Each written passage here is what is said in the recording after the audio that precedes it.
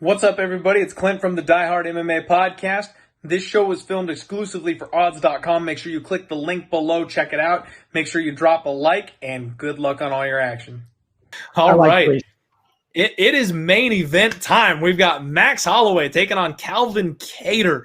And, I mean, what needs to be said about these guys? Calvin Kattar finally getting his opportunity. He's been the dark horse of the division, stepping up to face one of the featherweight elite. Max Holloway, a guy that wore the strap for a long time at featherweight, coming off back-to-back title challenges in a fight where I personally scored the second fight against Volkanovski for Max. I feel like he did enough to win that split decision.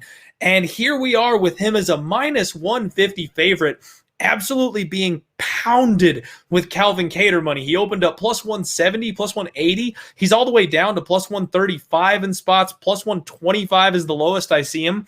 I mean, I got to be honest, like outside of talking about the skill sets and what they do well, what they don't do, I mean, Calvin Kattar's going to have a slight reach advantage. They're both incredible boxers.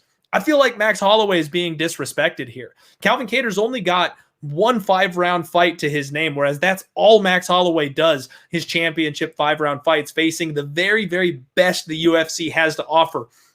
And even with his losses, he's outlanded his elite competition by almost 2 full significant strikes per minute. Calvin Kattar, I think he's got the power edge here. He hits harder, but he's another take one to give one fighter. He doesn't outstrike his opponents. He strikes evenly with his opponents. I'm not ready to write off Max Holloway. I feel like Max Holloway can potentially show up here and give Calvin Kattar that step-up lesson and just out-volume him, out-stick and move him for a full 25-minute fight. I mean, the dude averages, he's over 100 significant strikes in like his last 5 fights in a row. Max Holloway's output is ridiculous, and Calvin Kattar's been known to be a bit of a slow starter. If Max can bank those first 1 or 2 rounds, I think it's a clear Max by decision, and I'm very tempted on this minus 155, minus 160 price tag. For me, it's going to come down to where this betting line goes. I'll tell you the truth, because when it opened as low as minus 135. I thought at that point Max would be a great bet. You know, up until that 150 range, it looked like it made sense to me. He got bet all the way to minus 200, 215 in some spots. So at that point, I could understand the Calvin Kattar money. With Max Holloway, I got to agree with you. I think his stock has dropped. If I was managing his career, the Dustin Poirier fight was the turning point. After the Brian Ortega win, he was just in another stratosphere. Max Holloway had the world at his feet. He had that win streak. He was finishing fighters, not just winning. He was winning by finish in main events after main event after main event after main event. And then he went up in weight, man, and everything changed. And even though he bounced back with Frankie Edgar, and we could argue the outcome of the Volkanovski fight, the last one at least, the split decision, I think his stock has dropped. I really do, at least in the eyes of the betting market. Yeah. And I think this line reflects that. So that makes me want to bet the Max Holloway side. The flip side of the coin is I don't know how much line value I'm getting, because when I look at the data that you touched on, and Max lands a little more volume, gets hit a little less. It's that pressure. And I love what you said. Like Calvin Kattar is not, I'll give 2. He exchanges. He's not going to outpace you with volume. All that makes perfect sense. The question I ask myself is, how many times out of 10 does Max win this fight? If they're fighting in my backyard, does Max win this fight 6 out of 10 times? 7 out of 10 times? Because at minus 150, he's got to win 6 out of 10 times to break even. So is it 6.5? I need 6.5 to place a bet. Does he win 6.5? I don't know if I could get there against Kattar of late. I kind of can, to be honest with you.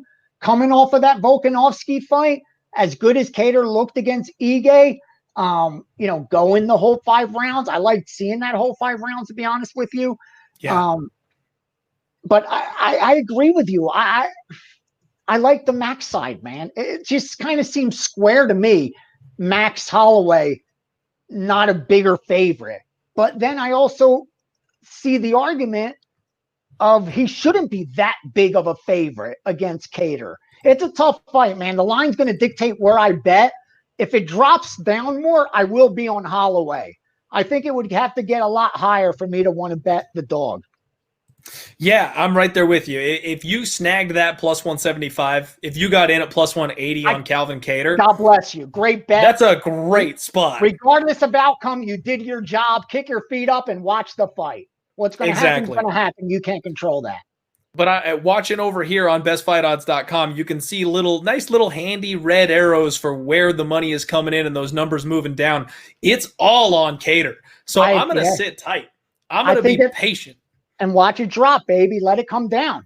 If I can get Max Holloway at minus 150 or lower, I think that's the side that I'm going to go ahead and take a stab on. If he stays in this minus 175, if he gets back up to minus 200, I don't think I'm going to get there because I know how dangerous Calvin Kattar is. Right. But I think this is a buy low spot on Max Holloway. I do think that people have forgotten how good he is simply because he's fought Volkanovski twice back-to-back, and he was on the wrong end of a split decision. I agree 100%, man. I hate. There's a part of me that wants to see him win this fight too. To be honest, big time, right? Is it okay to say that? Can we say that? That's me being a fan, not a bettor. That's me being an MMA fan. Absolutely, I'd like to see him win this fight. I want to see him get back on track, man. Max in the mix is good for MMA. Agreed, and he's only 29. He's only 29. He's got so much life ahead of him. It's kind of like John Jones, where like he went off the rails for a while, came back, and was still elite. Like I want that for Max. I want 10 more years of Max. Everything in the interviews is positive. I love what I see coming from him in the interviews. He doesn't feel like he lost. In fact, he got recognition. He even said the MMA community, the fighters he respects, promoters, managers reached out to him. I think that acknowledgement gave him even more confidence. Not that he needs it, but it's good when your peers acknowledge and make you, where you think you won, and then your peers also agree with you. It's got to feel good. You know what I mean? I think he's in a good place mentally. He's in a lot better place for this fight. And I don't know the guy. It just appears that way in his interviews. In a better place mentally now than he was going into either Volkanovski fight.